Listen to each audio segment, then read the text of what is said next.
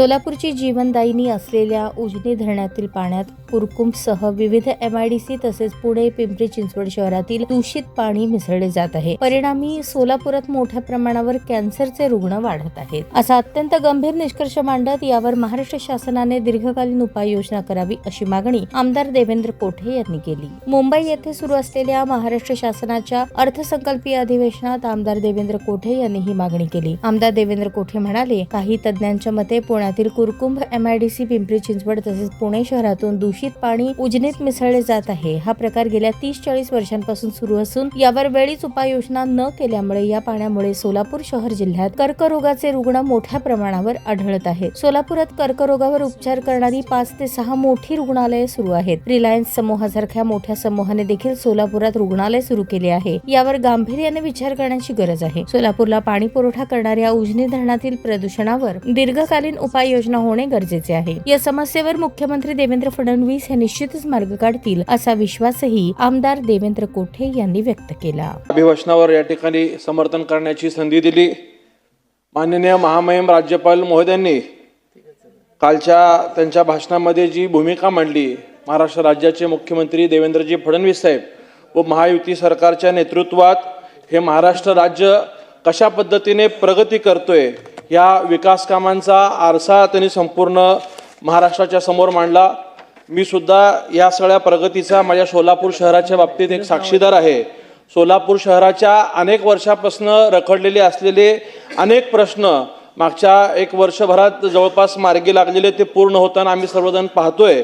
सोलापूर शहराची विमानसेवा सुरू करणं असेल, मग ती विमानसेवा मुंबई, इंदोर या ठिकाणी या सरकारच्या वतीने सुरू करण्यात आलेली आहे. आणि मला खात्री आहे की येणाऱ्या काळात ही विमानसेवा तिरुपती, बेंगलोर, हैदराबाद या ठिकाणी सुद्धा सुरू होईल. अनेक वर्ष आम्हा सोलापूरकरांच्या अपेक्षित असलेले जे सोलापूरचं IT पार्क आहे त्याला सुद्धा या सरकारने मंजुरी दिली.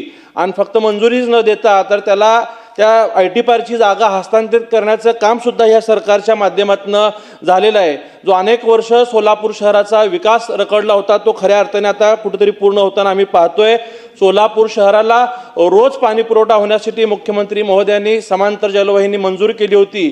त्याचंही काम सुद्धा या सरकारच्या माध्यमातून पूर्ण झालेलं आहे.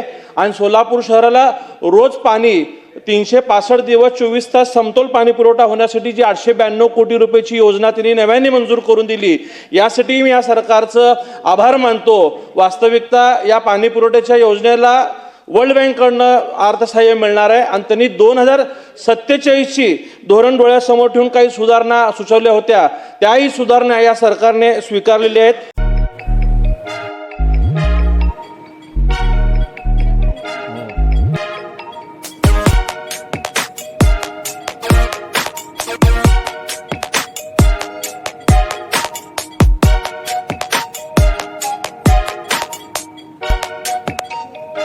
सोलापूर शहरातील सुप्रसिद्ध हॉस्पिटल म्हणजे सेंट्रल मल्टी स्पेशालिटी हॉस्पिटल मागील अनेक वर्षापासून सेवा बजावत आहे. 24 तास इमर्जन्सी सर्व्हिस, मॉडर्न टेक्नॉलॉजी, अनुभवी डॉक्टर्स तसेच अत्याधुनिक तंत्रज्ञान सुविधांनी सुसज्ज स्त्रीरोग प्रसूती विभाग, ऑर्थोपेडिक विभाग, मेडिकल विभाग आणि इतर एकमेव नाव म्हणजे सेंट्रल मल्टी स्पेशालिटी हॉस्पिटल. पत्ता गणेशपेठ शॉपिंग सेंटर, मंगळवार बाजार, सोलापूर.